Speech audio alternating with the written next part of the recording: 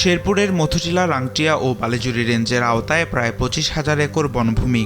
এর মধ্যে বালিজুরি রেঞ্জের বেশ কিছু এলাকায় এখনও টিকে আছে গভীর বন। বছরের বেশিরভাগ সময় কয়েকটি হাতির দল অবস্থান করে এই এলাকায়। গত 1.5 বছরে এই পাহাড়ে জন্ম নিয়েছে 20টি হাতির শাবক। স্থানীয়রা বলছেন, গহীন পাহাড়ে গেলে প্রায় দেখা মেলে হাতির শাবকের। হাতি এখন বর্তমানে 15-16টা বেশি, অন্যান্য বছরের চায় হাতির সংখ্যা অনেক বেশি, অত্যাচার কম।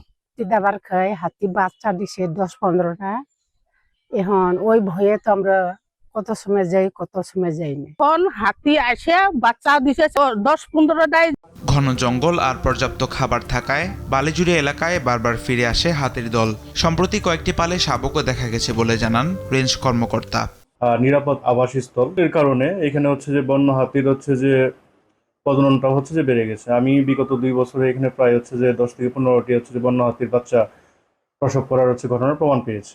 বন বিভাগের মতে, হাতির সংখ্যা বেড়ে যাওয়া গারো পাহাড়ের জীববৈচিত্র্যের জন্য ইতিবাচক বার্তা। তবে বন ধ্বংস হলে বিপন্ন হতে পারে এই প্রাকৃতিক ভারসাম্য।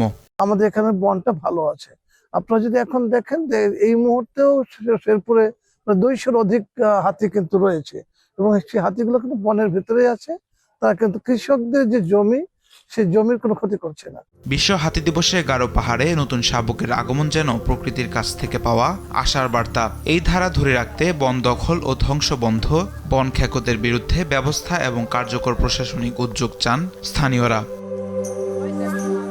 তামিম মাহবুব, নিউজ ডেস্ক, দেশ টিভি।